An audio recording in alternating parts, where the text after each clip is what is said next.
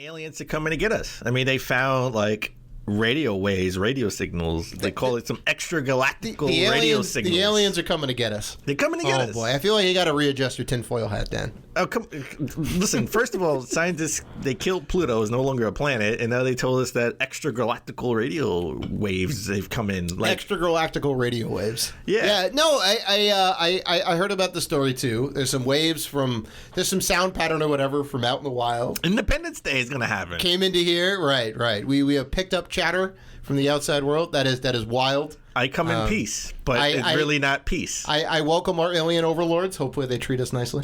Just don't take our video games away. I just don't want them to take our video games. So, Dan, I think it's about time that we start the show. Welcome to the Rated G for Gamers podcast, episode 206. Before we start the show, we want to thank all of our wonderful fans who have supported us. And if you want to show support for Rated G, you can find us on Patreon at patreon.com/Rated G for Gamers. You can also find us on YouTube, Twitter, Instagram, and Facebook at Rated G for Gamers. And finally, please rate and review us on iTunes and Spotify. We appreciate all the love. I'm your host, Dave Rotino, and this is my co-host, Dan, the podcaster formerly known as Classic Robinson. What's going on, man? So, I had the best morning. I was at the gym this morning, and can you guess what was on the TV screen? Pokemon. Better than Pokemon. Street Fighter. Better than Street Fighter. Better than Street Fighter. Okay, Doom with The Rock. 2006 Doom. No. Mortal Kombat Annihilation was on TV. If you can believe it, you can believe it. Not the first one. No, not the good one. Not the good one. The bad one. The terrible, awful, low-scoring Rotten Tomatoes score, Mortal Kombat Annihilation. I hope that's not what the aliens watch. Right. Because that sucks. Oh, it's terrible. Yeah, I mean, it was great. It helped me on the treadmill. I You couldn't stop laughing as you were on the treadmill? That's exactly right. It got me through, right? I wasn't looking at the time. Yeah, they changed all the characters. Christopher Lambert, gone. Got the guy from Dexter in there to play Raiden. It's weird. We talked about the show. I mean, we talked about this movie because they killed Johnny Cage in the beginning, right? Mm-hmm. Like, how did that happen? No, where was that in the video games? That never happened. And then Jax got his arms like halfway through the movie. Right. I mean, that was kind of cool how they worked that in, but just special effects, no good. Yeah, everything about that movie. It was terrible. But I did see a very good movie. Netflix. Oh, you saw Sonic? No, I didn't see the Sonic movie yet. I got like an 80 on Rotten Tomato. Which we definitely need to see that movie because I hear very good things about it. But I saw the Dragon Quest anime, I guess you want to call it, 3D anime. There's an anime for Dragon Quest? There is now, yeah. Netflix funded it. Came out late last year, I think. And I stumbling around Polygon, IGN, or whatever, I found the movie. I watched it yesterday. It is fantastic. Is this like the same story? Well, it's based off Dragon Quest V. Okay. And that's about all I can say. I highly recommend it, even if you're not a Dragon Quest fan. It's the same story as Dragon Quest V, or is it like is it the same story as the game, or is it like before 5, or what happens after 5? I don't want to give too much away. Okay. But it does follow the events of 5. Yeah. Well, okay. If you played 5, you'll be very familiar with the plot point. Because like video game movies typically suck. Sometimes the cartoon sucks too. Yeah. Right. Yeah. Not a lot of anime or cartoons of video games are very good. Tom Holland, right, who's supposed to be Nathan Drake in the next Uncharted movie that's been, about time this movie actually gets in production, Tom Holland to be a grandfather. Right. He's supposed to play young Nathan Drake, but he said recently that it was supposed to, like the Uncharted movie will solve what other video game movies have failed to do, right? That is a lofty goal. The solution is they're not going to do anything in the video game. Like, they're not going to try to retread the same story in video games. They're going to be an origin story. That is smart. Something different. That is smart. Right? It's going to be before the video game. So, And then they're gonna make a ton of money, and then they're gonna redo all, Uncharted 1, 2, and 3 in the movie form, and then those will suck. Oh, well, sure. Yeah. But the first one's going to be the good. origin story. Yeah. So I get behind that. So how was your weekend, Dan? It was pretty good. Yeah. It was pretty good. Didn't It was Valentine's Day. It was, yeah. Right. Did you just spend time with the lady? I spent, I had some special alone time. Mm-hmm. Her TV is broken. Oh. And she blames the Xbox. Oh. Do tell, then. Well, she was playing music, right? And it had like high bass. Oh. And something fell off her shelf, hit the because I have the Xbox SAD at her house. It hit the box, broke the TV, and then it ricocheted off the Xbox, hit the TV, and then landed back on the Xbox. So she has a big crack on her TV, and she blames the Xbox. She almost threw the Xbox out. And I said, you have to blame the stupid figurine and the loud music. I blamed everybody but her, because I don't want to blame her because I don't want to throw the Xbox out. So we went out to Best Buy to buy a new TV. Sure.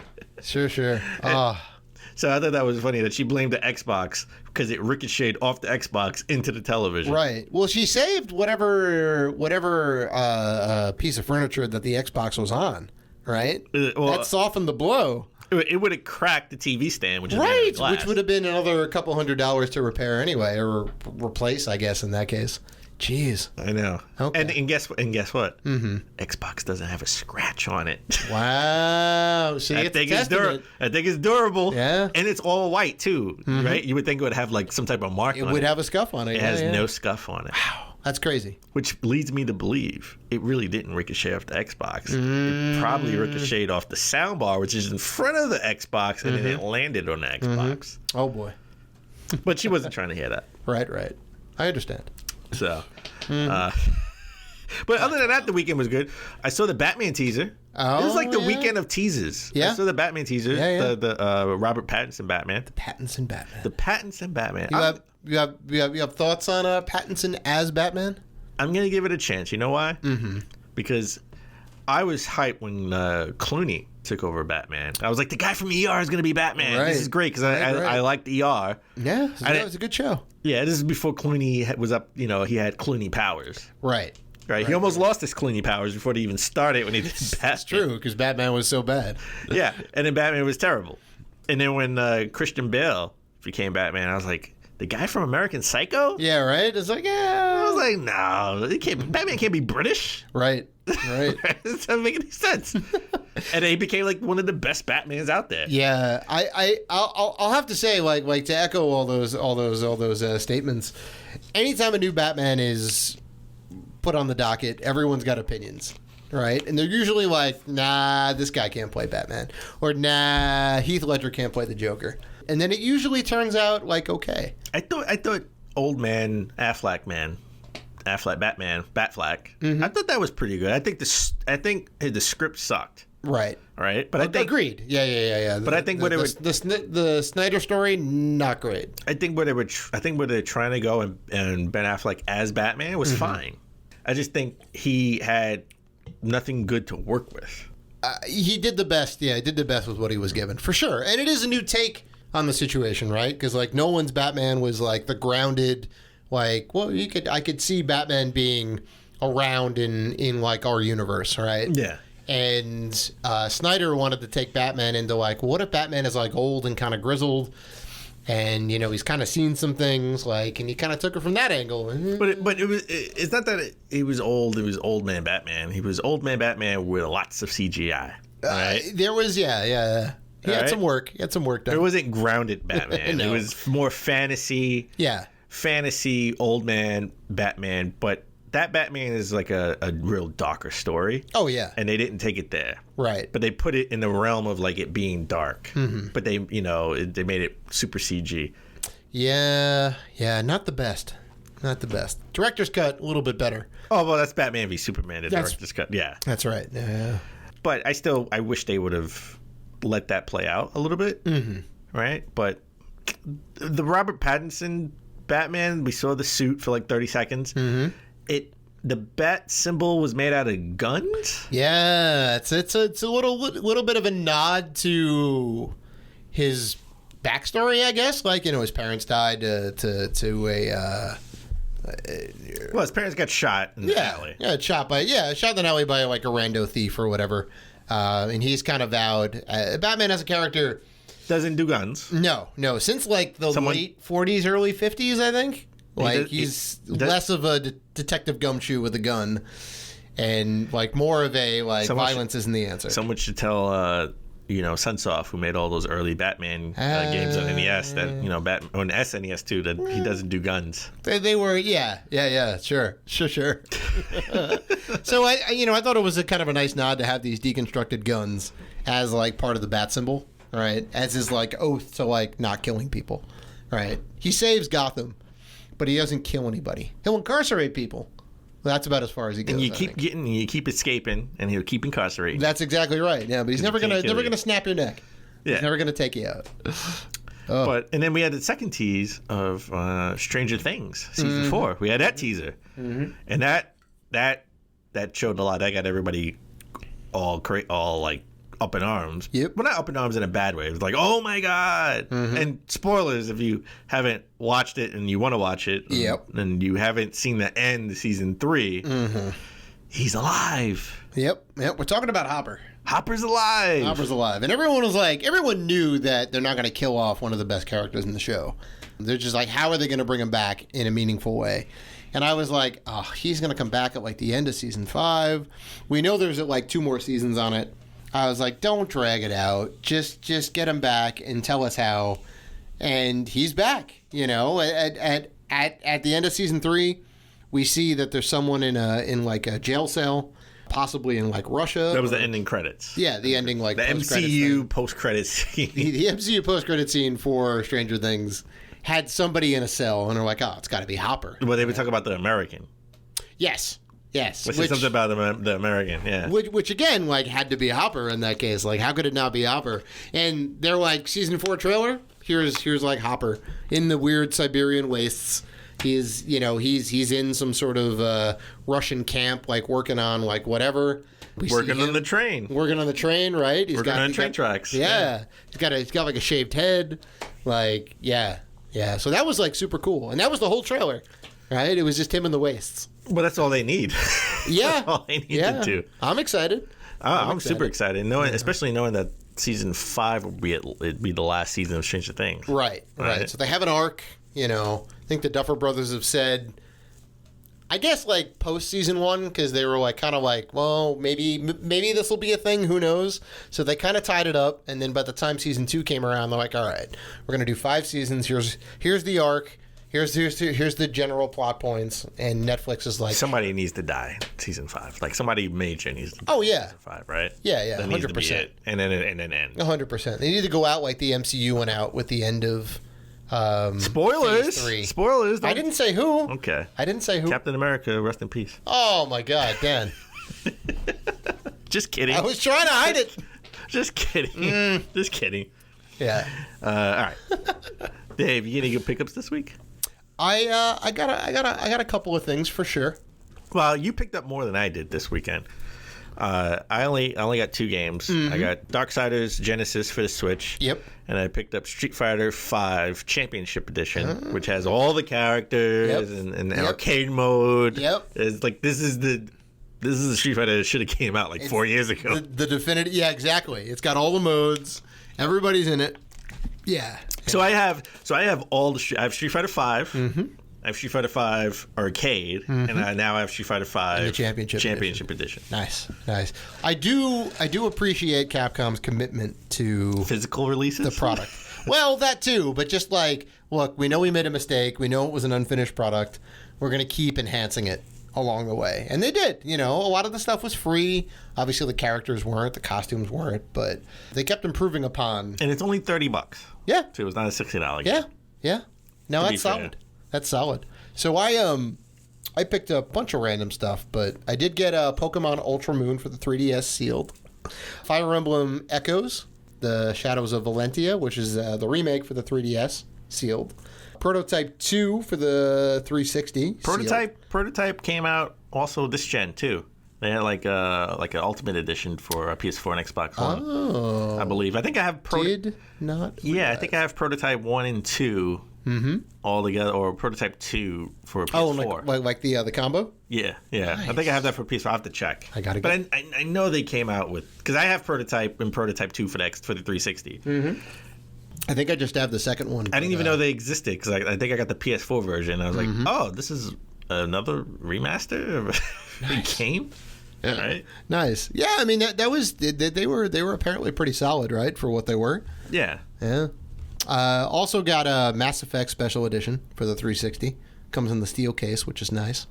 Roger Clemens MVP Baseball for the Super Nintendo. Hate to cut you off. Prototype Biohazard bundle for the PS4. Biohazard bundle. So it's Resident Evil? No. Biohazard as in. No, that's what it's called. Biohazard. The Biohazard bundle. Yeah. Okay. Which has the first two. It includes Prototype 1 and 2 and all the DLC. Interesting. So I have that for the PS4. Nice. Good deal. And then finally, Ready to Rumble Round 2. Ready to Rumble. Wow. For the N64 and Samba de Amigo for the Wii. Yeah, Ready to Rumble 2, I think, was the first game I ever played on a Dreamcast. Oh, my God. You know what was a hidden character in that game? Oh, Butterbean, right? You know what else was a hidden character in that game? Yeah, you're right. Butterbean, yeah. You know what else was a hidden character in that game? Was the Daytona 500 car, too? No. Michael Jackson. Really? Yeah. Funny enough. He was in Space Channel 5 and also Ready to Rumble. Did not know that. Yeah. Okay. Yeah, it's crazy. Well, the Daytona 5 car was that was like a secret character in one of the Daytona was in Virtua Fighter Remix. Yeah. As a hidden character. As a hidden character. You yeah, could fight as well as as a like car. That's crazy. Yeah, as well as like a piece of meat and Pepsi Man. Like it was weird. It was a piece of meat? Yeah, it was a piece of meat too. Yeah, it was a giant like steak you could fight as. That's funny. Yeah, it was weird. That's funny. I didn't know that. So Dave, as we always try to start the show, but epically fail. What have you been playing? Well, Dan, you know this is the favorite part of the most favorite part of the show for me, right? And I haven't been playing too many video games as of late because we are going to Penny Arcade very soon, right? I'm making a commitment to dressing up in costume for the last day of the con. So I need to rework my Halloween outfit, going as the prisoner from Dead Cells again. So that's been like taking up a lot of my time. I haven't been able to play too many video games. What I have been able to play was Slay the Spire on the Switch. Still going at Slay the Spire. Still going at that. That game is fantastic. Okay. It's just fun because it's all random, right? So every time you play is a different game. So I've been like kind of making a point to. I think there's some extra content in there, but you have to like hit all these certain things, get these certain gems, beat the game again, and then I think you can get like additional content. So that's what I'm trying to do. So, Gotcha. So how about you? Well, what I've been playing is mixed in with my gamer grief. Oh. Gamer grief of the week. Okay, and I have a big gamer grief, and that's the Retron 5. I've had nothing but problems with the Retron 5 since I bought it. Preach. All right, because when I bought it, I had nothing but issues with the controllers. All right, it wouldn't emulate the NES control. No, it wouldn't emulate the SNES controller properly. Right. And I was with them. I was emailing with them, tech support. Yep. And they told me to do all these updates and all these configurations. Yep. And then I got the SNES controller to work, but the NES controller emulation wouldn't work. So I said, okay, fine. I bought a AVS. Sure. So I can play. AVS. Well, the gold standard. Yes, I bought an AVS so I could play the NES games, through HD. The original, they can use the cart. Right. It's a little bit pricier than the Retron, right? The AVS? System, yeah.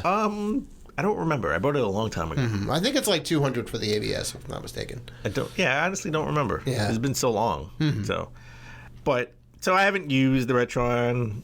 I haven't used the Retron 5 in like a year, to be honest. I haven't used it maybe since like last December or January, right? So I said, all right, we're going to PAX East.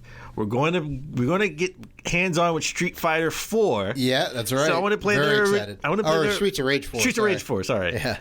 and I want to play the original Streets of Rage games. Mm-hmm. So I was like, all right, they're classic. Let's hook up the Retron 5. I didn't want to hook up the Genesis.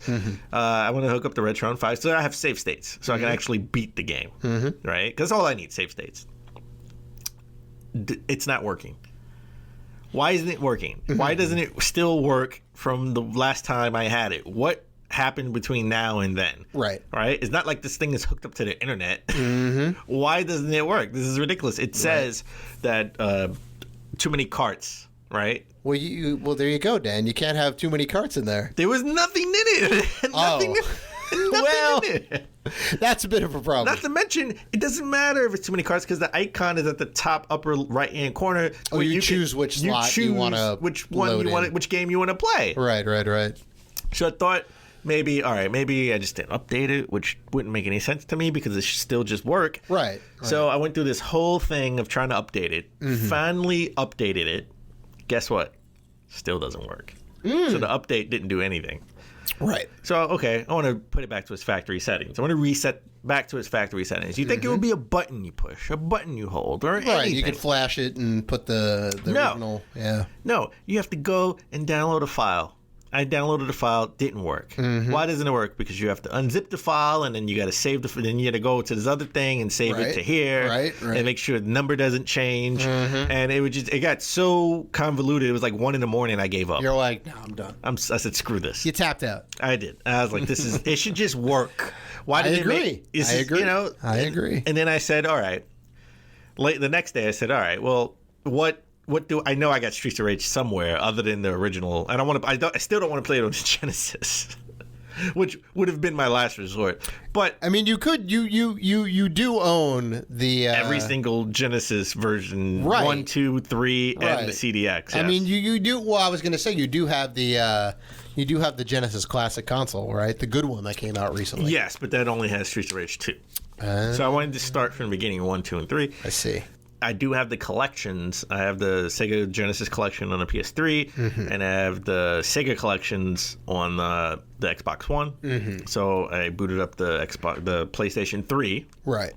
And I played, I got through Streets of Rage 1 pretty quickly on medium. Well, normal. And I got sort of almost to the last boss. I got so far to where close to Mr. Big. I got close to Mr. Big. I'm right outside the door of Mr. Big. I just, at this point, I need like a second player. Right. All right. So, and I didn't even use the save states. I played through and got there, beat all the bosses and stuff. Dan, I got you. I will be your Blaze to your Axel. All right. There we go. So. And then I booted up. I just gave up on it, and I booted up Streets of Rage 2. I played I beat the first level. I got it mechanically, much better game. Oh yeah, no, 100%. Much better game. Yeah. Graphically, much better game. Right. Four players to choose from. Better variety in the enemies. I will say more moves. Yeah. The story's kind of weird because it's just like you beat the evil, but then he comes back. Right. That's the explanation. Well, I think they kidnapped one of the guys from the first one. They kidnapped one of the guys from the first one. Right. So you have to go and save him. Yeah. I know, but it was just like you beat him, but then evil comes back. Yeah, that's right. He's just never comes dead. back. He's never back. dead. He was just down. He was just down for a minute. He was like, give me a sec. Hold my beer. I'll be back. It's not like, hey, you threw him in a garbage can. It was just like Ninja Turtles, the movie. You threw him in a garbage can. Right. Threw him in a garbage truck and it crushed him, and then he's just back. Yeah, he's back. It's fine. They dumped his body at the sanitation, and he just took over the sanitation yard and made it a training ground for ninjas. That's all. That's funny. All right. Why don't we take a break? When we come back, we'll get into the top gaming news of last week. Hey, this is Matt Adler, freelance journalist for IGN, and you're listening to Rated G for Gamers podcast.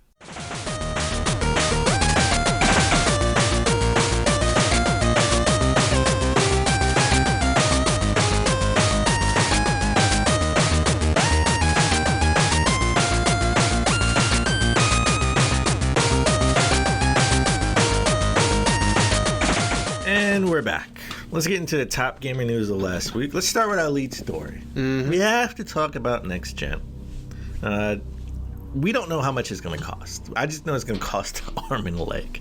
right? We're gonna pay like $1,000. What are you talking about? Oh, next gen consoles. Next gen consoles. Mm-hmm. We're gonna pay. We know we're gonna pay $1,000. We know we're gonna pay upwards to like $1,000 for both. Over $1,000. Easily. Right? This is why I don't want this. That's why I didn't want to Switch Pro. I don't want a PSVR. Like just. I mean, your wallet's telling you, please no. My mind is telling me yes. Yeah. My wallet's telling me no. That's what it's. That's funny. So I speculated that the Xbox Series X would be a little bit more expensive, like $100, probably more than the PS5. Right. And then it would be like a sandwich. It would be the Xbox Series X, the version where the disc drive $100 more, the PS5 $100 less, right? And then the version like the Xbox Series X SAD version, right? The all digital, right? Would be $100 cheaper than the PS5. Yeah, I think it would be like 6, 5, and 4. 600, 500, and 400. Right. That's what I speculated. Right. All the rumors are coming out that the manufacturing cost for the PS5 will be around $450. Right. Which sounds about right. Yeah. Right. Well. And then the cost for us would be $499. Right. You know, when it's all said and done, tariffs, fees, whatever else, taxes, this and that, yeah, it's probably going to be about $500. It'd be about $500. Which is pretty much in line. The Xbox One was $400 when it came out. PlayStation 4 was about that price, right? Yeah, I think it was more expensive. I don't remember. It's been so long. It's been 7 years. I don't. It may have been remember. about $5. I know when the PS3 came out, it was $600 because of the built-in Blu-ray. Kind of cost a little bit extra, so $500 makes sense. $500 makes $600 makes sense in 2020. Yeah, it didn't make sense in like 2000. No, definitely didn't make sense in 2006. 2006. You had to kind of take a pause there for a second and go, do I really want a Blu-ray drive? Well, no, get a second job. Yeah, well, get a second job. Sure. So yeah, I mean, I'm okay with 500 for sure. I mean, we were speculating anywhere between 4 and 6. This number kind of falls in the middle of that. And you know, if their production costs are $450, putting it out at $499 kind of makes sense, right? They're not making a lot on these units. The only issue that we may experience is because of that virus that's out in China. The coronavirus, yeah. May, because a lot of parts come from China. That's right. Right. Just about everything comes from China, if not all of it. So we may, try to get it. You try to get it when you can, like when it first comes out, because supplies may be limited at the first. Actual production yield may be low because of the coronavirus that's happening right now. For both consoles. Yeah. I mean, you know, if you look at the stock prices, you know, Apple took a little bit of a hit for about a week because they had to kind of stop production on some of those facilities. They do have facilities elsewhere, though, like I think they have some in South America, maybe Mexico, but they're not enough to produce enough yield to meet the market demand. PlayStation 5 going to have very high market demand. Xbox One X, Series X going to have very high market demand. I know it's hard to. They're all going to have very high market demand. It's probably going to be a less than what typical yield would be for sure. Yeah. 500 sounds about right. Yeah. Everyone is. I'm down for 500. No one. I'd love 400, but. I would love 300. 300 would be great. Even better. But no, everyone is sort of playing chicken with putting out the price. Right? I think Sony sort of leaked this, personally. I mean, I could be wrong. Maybe, yeah. But I think they leaked it just to see what the response would be to the price being, you know, if manufacturer price is $450, you know, the price of the console is going to be like $499. Right. You want to see what? All right, your move, Microsoft. Because we haven't seen, Microsoft hasn't leaked anything. There's been no leaks. There's been nothing. That's right. And I mean, they have the same, you know, like why wouldn't we get a leak of their manufacturing cost as well? Right. So it's just weird that this leak comes out. That's very interesting you say that. Maybe they're trying to, you know, put it out there on the water, test the waters, and see what, you know, Microsoft comes back with. Yeah, because maybe it is $399, or maybe it would be $449. Well, I can guarantee you this: Microsoft's not going to put out any number until E3. Oh, 100%. E3 is the time to unveil. 100%. Here's the system. Here's what the price is. We know what the box looks like. We don't know the price. We don't know the game. We don't know the lineup. We don't know the features of it. We just know it's going to be like a PC box, and it's going to have Halo Infinite. Yeah. Well, it's funny you said we don't know what the features are going to be because there's a patent that Sony put out that could be a potential feature for the PS5, and that's them having sort of like an AI tool that can help PlayStation players if they get stuck in a game. Now, we did talk about this before. We talked about this a few months ago. And we thought it would be cool because, you know, like if you're stuck at a boss, it can potentially show you, hey, 80% of players thought this YouTube clip was helpful to get past this boss or something along those lines, right? Well, the you know, the idea is to integrate everything into one, right? Instead of having to go to your phone, which I've done many a times. I look up how do I beat this particular boss, and Google surfaces up a YouTube video at the right clip of the thing where the person is having trouble, which is like important. You know, that's like important data. It can get you to right to the point where you need to get the help, right?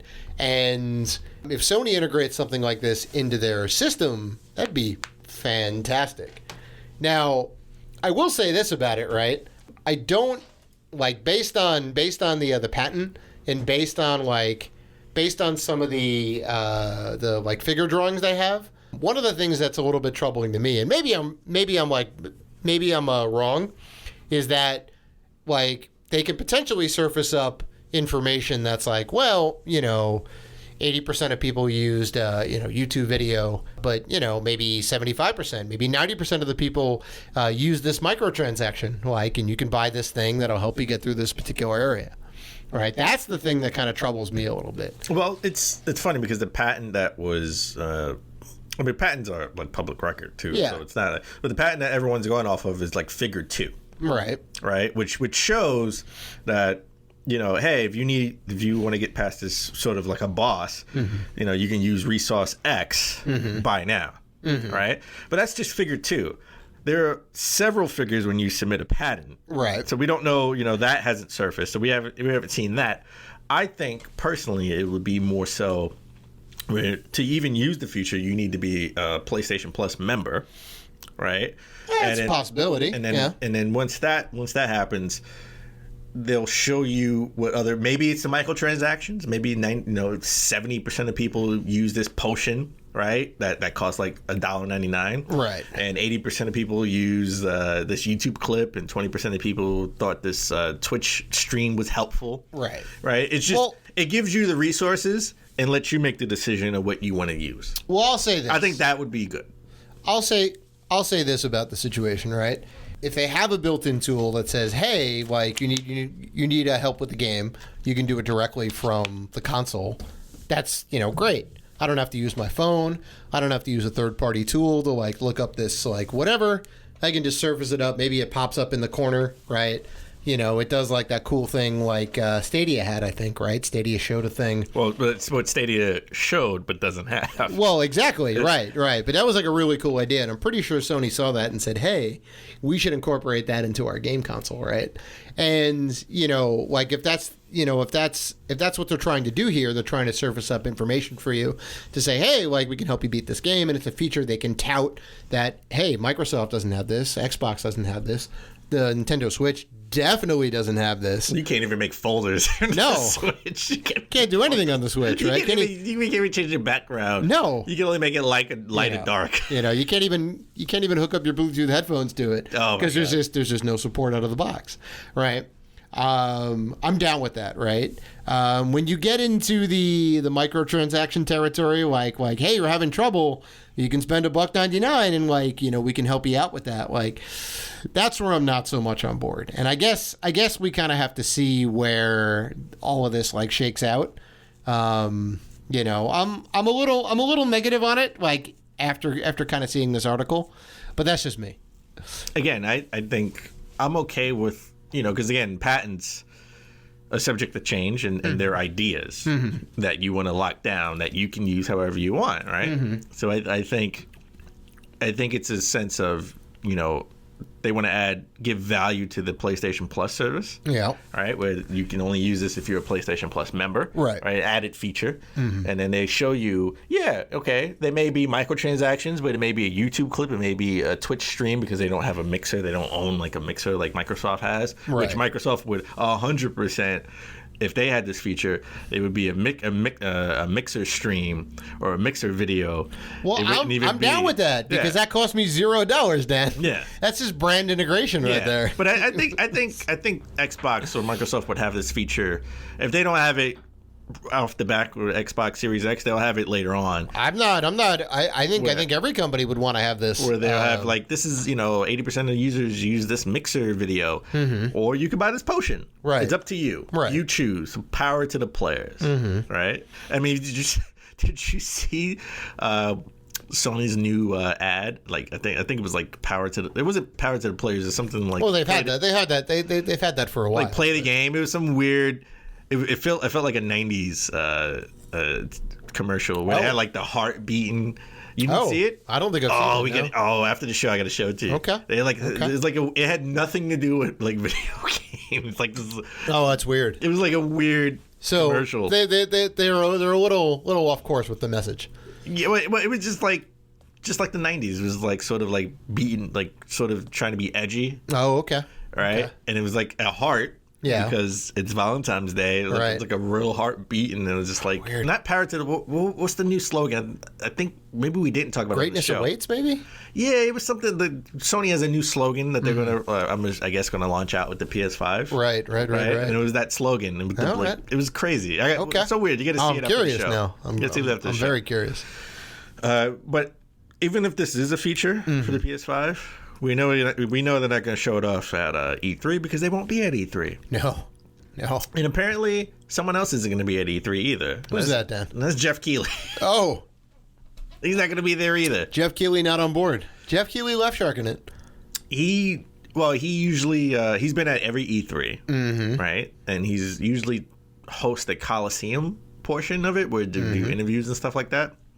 Apparently, he doesn't like it. He doesn't like the new format. He doesn't like where E3 is going. Right. I mean, remember the ESA has new management. We talked about that over the summertime. We did. We there was I guess a PowerPoint that was leaked with their kind of 20-point agenda. They wanted to shake things up a little bit and be more relevant.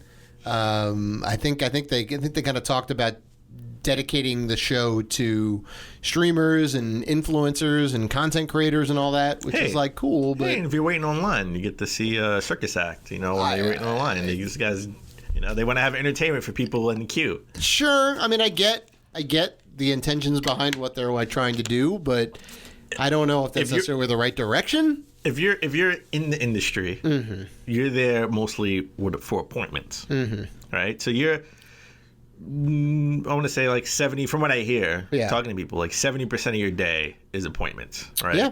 And the other times you're writing, and you get maybe 1 or 2 opportunities where you get to wait in line for an hour to play a game. Sure.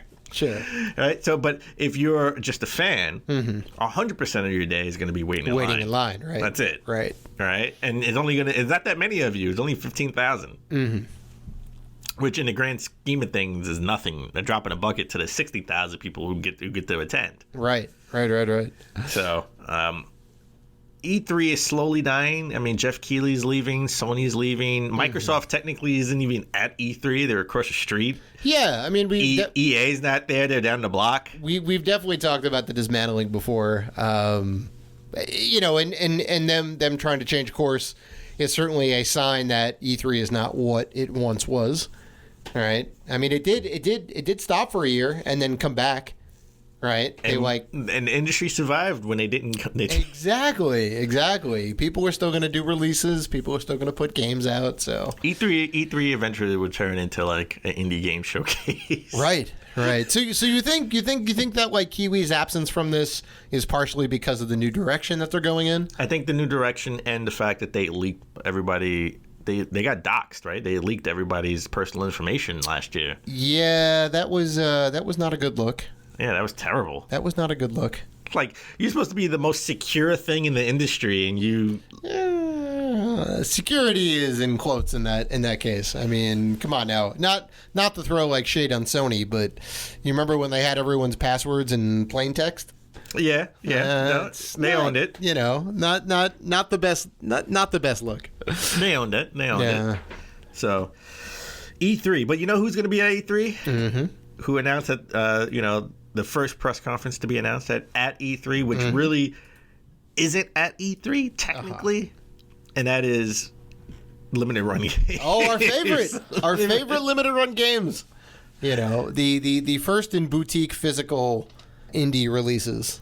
I love it. They put out a tweet. They said others may be shunning E3, but we're going to be there. First E3 press, the first press conference to be announced. Yeah. But they're not really going to be there. They're going to be there just streaming virtually. Right. This is going to be a Monday. They're going to be there in spirit. Yeah, Monday, June 8th. They're going to do what they usually do with their fake stage and their like fake low budget, or I guess like but intentional. It's meant to be that way. Yeah. It's meant to be sort of like cheesy and cute, and cute at the same time. Yeah, and they do a great job, And they always showcase a bunch of cool stuff. And I know you always year after year you're like, how many surprises can they actually pull out? And last year was all the Star Wars stuff. That was super surprising. Well, no, they also said that they were going to do a 3DS game, which they haven't done yet. Right. And they said that they're going to start doing games for Wii U, which they only did one. Yep. Axiom Verge, I think. Which is great. Yeah. So I gotta get that game for PS4. It started on PS4 for me, and I beat it. And I have it for like every other system except for PS4. You got to get it then. I have the physical for the Vita. I have the physical for the Wii U. I have the physical for Switch. I gotta get it for. The I know PS4. you're super hyped in that game. I came to that game a little bit late. It is. All the hype is warranted. And I'm gonna get Axiom Verge 2. Oh, 100%. Right on the Switch at least first, and hopefully it was a one-man team who made that game. One-man team, and I hope we get a physical edition too, as well. For part 2, yeah. For part 2. You think it's going to be announced at C3? Well, it was already announced. Oh, that's right. You forgot? It was announced on the. I did. Yes, hence me asking the question. But it slipped my mind. I think that at E3 Limited Run they'll say we're doing a physical for Axiom Verge 2. Oh, could be. Not on the Wii U though. And if anyone's going to do it, it's going to be Limited Run. Yeah, I would get the special edition. I like that game so much. So I like the franchise so much. I like the first game so much. Yeah. So Yeah. But you know what we won't see at E3 coming up, and that's Anthem 2. Oh. Anthem 2. What happened to Anthem 1? Well, Anthem 1 didn't go so well. They still have Christmas decorations up if you go into it right now. Yeah, it shows how much EA cares about the particular franchise, and it also shows like how much effort BioWare is putting into the game. Well, like, they're gonna put Well, they're gonna put a lot of work into the game. So much work that they're gonna overhaul everything except for the mechanics. Yeah. They're doing a complete soup to nuts fix of the game, I guess is the best way to put it. We liked the game. We liked the mechanics. I thought the story was Yeah, I mean it was definitely fun to play, but a lot of people complain about the lack of content. There's just nothing to do. Right. We didn't necessarily play that much, but what we did play was like cool. That'll look pretty. Not as good as the trailer, but it should have been an Iron Man game. Hell, I know. It should have been a multiplayer Iron Man game. They would have had the support. They would have had lots of things, lots of stories to pull from. I know. But the license, and then how would that actually work? Everyone would be Iron Man. Well, Iron Man, War Machine, Iron Man, and you get the different suits. Nah, you're gonna have everyone's gonna run out. Everyone's gonna be running around as Iron Man. Hulkbuster. The Hulkbuster. Oh, yeah, there you go. You got like 3 different costumes. That's it. Yeah. well, you could do it. You could be the Hulkbuster. That's the bulky guy. You could do. You could do War Machine. That's like the mage. Right. Yeah. You could do Iron Man. That's the warrior. Sure. Right? Yeah. I'm down with them. You have the different suits to make it to be, where this is that Iron Man. He, like the Hulkbuster, he can't stay in flight too long, right? Yeah, I mean, War Machine has all the guns, but he can't really hit. His hits don't really do much damage. There is a possibility of something there. But the thing that you're forgetting is the license. The license is very expensive. It's EA, man. They can make. They already have a deal with Disney. Still costs a ton of money. They already have a deal with Disney. Yeah. So like here's the thing, right? If they redo Anthem, which they are, they're kind of reworking a lot of the stuff, throwing out the stuff that doesn't work, putting the time in that was needed, that they didn't get when the game was like pushed out the door. Do you think any of that's going to matter? Are they going to be able to bring people back to the Anthem yard? Not if they put it out as Anthem revamped. They have to make it Anthem 2. You think it's going to be like, you need to kind of like... They have the template in place, right? They have the groundwork, right? You have the mechanics, you have some of the assets. Just, it's rework it, come up with a better story. Rework it for next gen. Right. And they also said it was they also said they know they put it out in the market too early. Oh, 100%. And that wasn't their doing. That was all EA getting it out to market early. So for whatever reason. So you have sort of the groundwork right now to work with. So take 2 years right now. 2 years. Take 2 years right now. I don't know if they have that time. Take 2 years. Come out in 2022, holiday 2022, with a brand new Anthem. Right, Anthem 2. That's 100% going to have to be Anthem 2. Anthem 2 or Anthem, whatever you want to call it, right? Subtitle, right? Anthem Zero Dawn. Anthem Zero Dawn. I think that's already taken. Well, I would play Anthem Zero Dawn. Yeah, of course you would. Right? Well, Anthem Infinite. Right? You can play as Master Chief. No? Okay. I mean, maybe. Right? Super Anthem Brothers. Oh, now you're just kind of going off the rails. Put it on the Switch. Now you're just kind of going off the rails. Put it on the Switch. Do that, and then I think we would come back to it. I think I definitely would go back to it. I mean, I'm curious. Still don't know if it's going to be enough. We have to go back to Division. Division 2, they go back to, in the new DLC that's coming out, they go back to New York, downtown. But I mean, like, that's the thing, though. Like, it's new DLC. We have to pay more money to get back into a game that we were kind of like, I liked it. I liked it. It was okay. I liked the Division. It was okay. People were they were less bullet spongy, but still bullet spongy. Right. Yeah. I mean, it was. I had to shoot the guy in the head twice. Yeah, which is weird. It was a little bit more of the same with like more content in a different environment. Graphics were a bit better for sure, but still, like, I wasn't hankering to play the Division 2.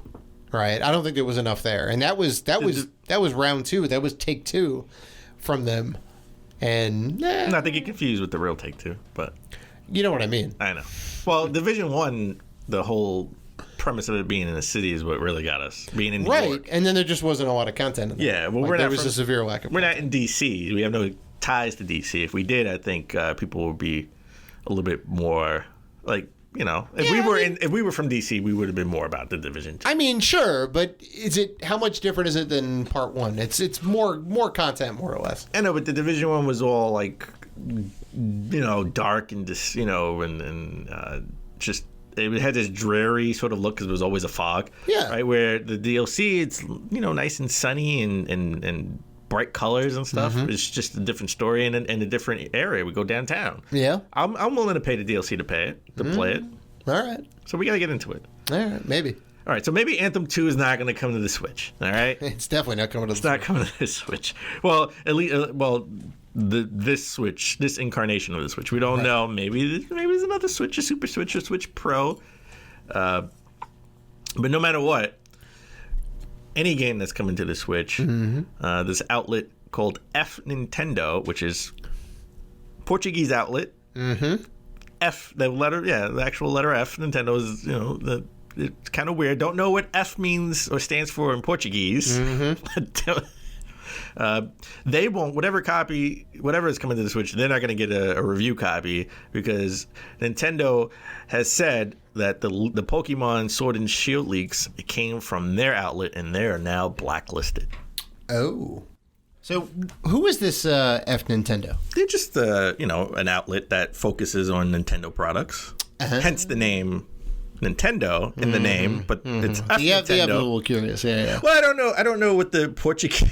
I don't know what F stands for in Portuguese. I mean, it could stand for anything. It could stand for anything in English too. To be fair, yeah. We just don't know. But I mean, that's the outlet where it came from. But they knew the leaks came from them, and they traced it back to them, and they have been blacklisted from getting any other review copies. Right. But if Nintendo put out a statement recently stating that the leaks came from a freelancer that they hired to do the review, the Pokemon Sword and Shield review for them. Right. But it doesn't matter if it's a freelancer because that freelancer works for you. Well, and you just, I mean, like, Just like if we were, if somebody's acting a fool, then, Yeah. you cut ties with that person. I know, but they're feeling the brunt of it because Oh, they're sure. I mean, it came from that outlet. But as a company, they're like if look when Philip Mewson, we talked about him when he was stealing reviews. Well, sure. We talked about it was a black eye for IGN. Sure, it was a Right. little bit of that, and IGN did the right thing and cut ties with Philip Mewson, and then IGN is now back where they were. They're kind of the premier gaming outlet. So. But we need to know. I would love to know who this freelancer was. Well, if I was in the industry, if I was IGN, I would want to know who he was, so we wouldn't hire him. Oh yeah, no, 100%. Like put the name out there, right? He can't be trusted. Put the name out there, right? And I think that's I think that's 100% fair. You cut ties with that freelancer, you expose that freelancer, and that is kind of their justice, right? They messed up a little bit. Ultimately, they still pay the price because they're going to have to earn the trust back, right? 100%. Yeah. The scar is on that. Scar is on F Nintendo, I guess, in this case. Got to read those NDAs. I don't know. Got to make sure you tell that if you are working with a freelancer, That's strict right. rules if you want to come up in this industry and actually get a job. That's right. It is a little bit on F Nintendo for the vetting process, a little bit, right? But ultimately, it comes down to this person for kind of breaking NDA, I guess, in that case. Yeah, I definitely. So the next time this person writes anything about Nintendo, it's going to be, these pop-up lounges at airports. Oh? these Switch lounges at airports that Nintendo was putting out. Uh-huh. You didn't hear about those? I did not. No, so I think they're at like a handful of airports around the world, well, in Japan at least, where they have like a lounge where you could just play Switch games while you wait for your flight. That is fantastic. It's like a mini Nintendo. It looks like a mini Nintendo store, right? Or one of those. Remember the Switch event we went to? Yeah. In the city, it looks like a smaller version of that, where you have all these like chairs and red sofas and stuff, and you get to play Nintendo games. I don't think that's a bad idea. People are waiting for their planes. They need stuff to do. Not everybody has a Switch. What's up with Nintendo and airports? They gave away a bunch of Switches on this airplane. Yeah. Or this flight. Now they have Switch lounges. It's great publicity. The visibility is like through the roof because everyone's traveling. Everyone's going to see these kiosks. They're going to have Nintendo on the brain, right? They're all branded appropriately. Like, I think it's good. I don't necessarily think I'd want to play any of these, partially because we both have multiple Switches, and also like the germ count has got to be through the roof. Oh yeah. Well, hopefully there's somebody there wiping them off. I don't know about that. No. You know what? I mean, we were at PAX, and I forgot what game it was we were playing, and they had it on the Switch. There was a game on the Switch, and I remember when the person I was waiting to demo it. Yep. And that person and got somebody off. came by with the swabs. The guy was like, no, not yet, and he disinfected it and stuff. He's like, all right, now you can play. Yeah, right? Yeah. That is the professional move right there. There's tons of people in a small confined space. Not everybody necessarily has the best hygiene. Even if you do, you can still be sick or have something on your hands or whatever. So it's just kind of a good look. Well, I just don't know if they have. I don't know if they have the budget to necessarily have someone there 24/7, right? Well, it has to be somebody there. I mean, you want to make sure they don't steal the Switch too. Well, I mean, that's when you kind of rely on security airport, I guess. No way. No way. You gotta have somebody there. 100%. If they have the money or the budget to put out like these little lounges, they gotta have somebody, at least two people manning them. Sure. Well, they're going to be in, if you want to try these out, they're in Washington, D.C. They will be in Washington, D.C., Seattle, Washington, Chicago, Illinois, and Dallas, Texas, which are pretty big hubs. Seattle, Washington, 100% understand why, all right? Because Nintendo of America is in Washington. Seattle. Yep. Well, it's in Washington, Redmond, Washington. So if you're going to fly out, you're going to fly out through Seattle. Right. All right, so that makes sense. Lastly, we talked about the Nintendo PlayStation and then the Nintendo PlayStation prototype. That We saw it in person at Portland Retro Gaming Expo. and I also saw it when it definitely was at Long Island Gaming Expo. Did it look any different? Look like it lost some weight? It looked a little bit yellower. Yeah. I could be wrong. Maybe it was just the sunlight, the way the sunlight was hitting it. All right. Because it was in a case. So it's finally the guys who have it finally put it out for auction. People have been trying to buy this from them for a long time. Oh, of course. And I think someone offered them 1.2 million, and they turned it down because they think they can get at least 3 million for it. Jeez. Yeah. I mean, that's it's fair. If they get less than six figures, they're doing it wrong. So, because this is, as far as we know, this is the only one in existence. Until somebody else finds it in their garage or I mean, imagine the grandparents' attic, right? Imagine. I mean, I doubt that's going to happen anytime soon because this is a product that never came out. Yes. All right. This is part of history. Right. Prototypes are out there. Magically, this guy found it in his attic. So yeah, I mean, I think they could easily fetch 3 million for that. Well, last time I checked, and I haven't checked it lately, but it was at 30,000. So I'm sure it's still going up. Oh, 30,000? You kidding me? No, that's probably amateur bets right there. It's probably at 50,000 by now. But by the time this recording, it's probably like 50, 60,000. Some Saudi oil tycoon is going to bust through that.